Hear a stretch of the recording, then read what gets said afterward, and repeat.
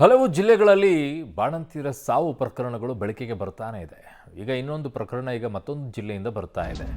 ಇದು ಚಿಕ್ಕಮಗಳೂರಲ್ಲಿ ಆಗಿರೋದು. 3 ದಿನದ ಹಿಂದೆ ಗಂಡು ಮಗುವಿಗೆ ಜನ್ಮವನ್ನು ನೀಡುತ್ತಾಳೆ.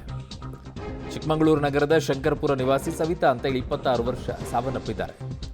ಚಿಕ್ಕಮಗಳೂರು ಜಿಲ್ಲಾ ಆಸ್ಪತ್ರೆಯಲ್ಲಿ ಮಹಿಳೆ ದಾಖಲಾಗಿರ್ತಾರೆ. 2 ದಿನದ ಬಳಿಕ ಬಾಣಂತಿ ಆರೋಗ್ಯದಲ್ಲಿ ಏರುಪೇರಾಗಿ ಕಾಣಿಸಿಕೊಳ್ಳುತ್ತೆ. ಕೂಡಲೇ ಖಾಸಗಿ ಆಸ್ಪತ್ರೆಗೆ ದಾಖಲು ಮಾಡ್ತಾರೆ. ಚಿಕಿತ್ಸೆ ಫಲಕಾರಿಯಾಗದೇ ARS ಆಸ್ಪತ್ರೆಯಲ್ಲಿ ಬಾಣಂತಿ ಸಾವನ್ನಪ್ಪಿದ್ದಾರೆ ಅನ್ನುವಂಥ ಮಾಹಿತಿ ಲಭ್ಯವಾಗಿದೆ. ಮೃತಳ ಕುಟುಂಬಸ್ಥರಿಂದ ಈಗ ವೈದ್ಯರ ನಿರ್ಲಕ್ಷ್ಯದ ಆರೋಪ ಈಗ ಕೇಳಿ ಬರ್ತಾ ಇದೆ. 3 ದಿನ ಆಗಿರುತ್ತೆ ಮಗುವನ್ನು ಇತ್ತು.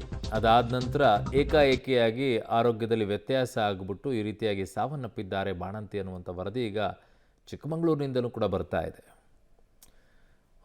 ಎಲ್ಲ ಕಡೆಯೂ ಕೂಡ ಬಳ್ಳಾರಿ ಆಯಿತು, ಬೆಳಗಾವಿ ಆಯಿತು, ಈಗ ಚಿಕ್ಕಮಗಳೂರದ್ದು ಕೂಡ ಇದೇ ರೀತಿಯಾಗಿ ವರದಿ ಬರ್ತಾ ಇದೆ.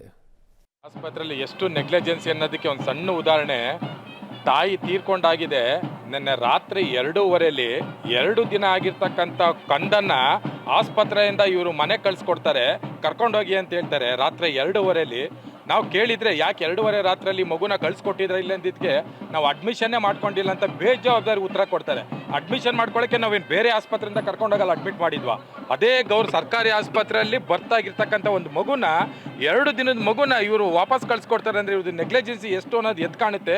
ದಯವಿಟ್ಟು ಇನ್ನು ಮುಂದೆ ಸರ್ಕಾರ ಎಚ್ಚೆತ್ಕೊಂಡು, ಜಿಲ್ಲಾಡಳಿತ ಎಚ್ಚೆತ್ಕೊಂಡು ಈ ರೀತಿ. ನನ್ನ ಸಹೋದ್ಯೋಗಿ ನಾರಾಯಣಗೌಡ ಇನ್ನೊಂದಿಗೆ ಸಂಪರ್ಕಕ್ಕೆ ಸಿಗ್ತಾ ಇದ್ದಾರೆ. ನಾರಾಯಣಗೌಡ, ಏನಂತೆ ಮುಂಚೆ ಏನಾದರೂ ಆರೋಗ್ಯದಲ್ಲಿ ಸಮಸ್ಯೆ ಇತ್ತಂತ ಈ ಹೆಣ್ಮಗಳಿಗೆ, ಅಥವಾ ಏಕಾಏಕಿಯಾಗಿ ಈ ರೀತಿಯಾಗಿ ಆಗಿದ್ದ?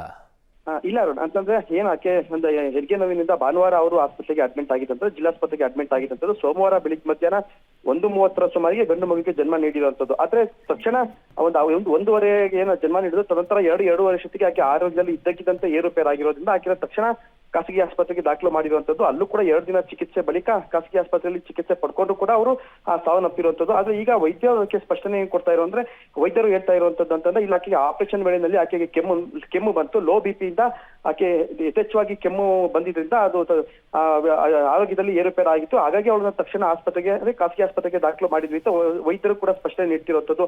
ಅದೇ ಈಗ ಕುಟುಂಬಸ್ಥರು ವೈದ್ಯರ ವಿರುದ್ಧ ಆರೋಪ ಮಾಡ್ತಿರುವಂತಂದ್ರೆ, ಈಗ ಆಪರೇಷನ್ ಮಾಡೋದಕ್ಕಿಂತ ಮುಂಚೆ ಅವರಿಗೆ ಪ್ರತಿಯೊಬ್ಬರಿಗೂ ಕೂಡ BP ಚೆಕ್ ಮಾಡುವಂತದ್ದಾಗ್ಬೋದು, ಅಥವಾ ಶುಗರ್ ಚೆಕ್ ಮಾಡುವಂತದ್ದಾಗ್ಬೋದು, ಇದೆಲ್ಲದನ್ನು ಕೂಡ ಚೆಕ್ ಮಾಡಿ ಅವ್ರನ್ನ ಅದಕ್ಕೆ ಬೇಕಾದಂತ ಟ್ರೀಟ್ಮೆಂಟ್ ಅನ್ನು ಕೊಟ್ಟು ಅವ್ರನ್ನ ಆಪರೇಷನ್ಗೆ ಕರ್ಕೊಂಡೋಗಿರ್ತಾರೆ. ಆದ್ರೆ ಈ ಆಪರೇಷನ್ ವೇಳೆಯಲ್ಲಿ ಇಷ್ಟು ದಿನಗಳ ಕಾಲ ಈಗಾಗಲೇ 4 ವರ್ಷದ ಒಂದು ಹೆಣ್ಮಗು ಇರುವಂತದ್ದು, ಮತ್ತೆ ಈಗ 3 ದಿವಸದ ಗಂಡು ಮಗು ಇರುವಂತದ್ದು. 32 ವರ್ಷದ ಯುವತಿ ಇಷ್ಟು ದಿನಗಳ ಕಾಲ ಅಷ್ಟು ಆರೋಗ್ಯವಾಗಿದ್ದಂತ ಒಂದು ಮಹಿಳೆ ಈಗ ಆಪರೇಷನ್ ಮಾಡೋ ಟೈಮ್ನಲ್ಲಿ ಆಕೆಗೆ ಹೇಗೆ ಲೋ BP ಆಗುತ್ತೆ? ಅದಕ್ಕಿಂತ ಮುಂಚೆ ನೀವು ಪರೀಕ್ಷೆ ಮಾಡಿರ್ಲಿಲ್ವಾ ಅನ್ನೋ ಪ್ರಶ್ನೆ ಕೂಡ ಈಗ ಕುಟುಂಬಸ್ಥರು, ಅಂದ್ರೆ ಏನು ಮೃತಲಾಗಿದ್ದಾಳೆ ಸವಿತಾ ಅವರ ಕುಟುಂಬಸ್ಥರಿಗೆ ಡಾಕ್ಟರ್ಗಳನ್ನ ಪ್ರಶ್ನೆ ಮಾಡ್ತಿರುವಂತದ್ದು. ಆದ್ರೆ ಆಪರೇಷನ್ ವೇಳೆನಲ್ಲೇ ಅವರಿಗೆ ಕೆಮ್ಮು ಬಂದು ಈ ರೀತಿಯಾಗಿ ಅನಾರೋಗ್ಯ, ಅಂದ್ರೆ ಆರೋಗ್ಯದಲ್ಲಿ ಏರುಪೇರಾಗಿರೋದ್ರಿಂದ ಆಕೆ ಸಾವನ್ನಪ್ಪಿದ್ದಾಳೆ ಅಂತ ಈಗ ಡಾಕ್ಟರ್ ಕೂಡ ಅದಕ್ಕೆ ಸ್ಪಷ್ಟನೆ ನೀಡ್ತಾ ಇರುವಂತದ್ದು. ಅರುಣ್. ಓಕೆ ನಾರಾಯಣಗೌಡ, ನಿಮ್ಮೆಲ್ಲ ಮಾಹಿತಿಗೆ ಧನ್ಯವಾದಗಳು.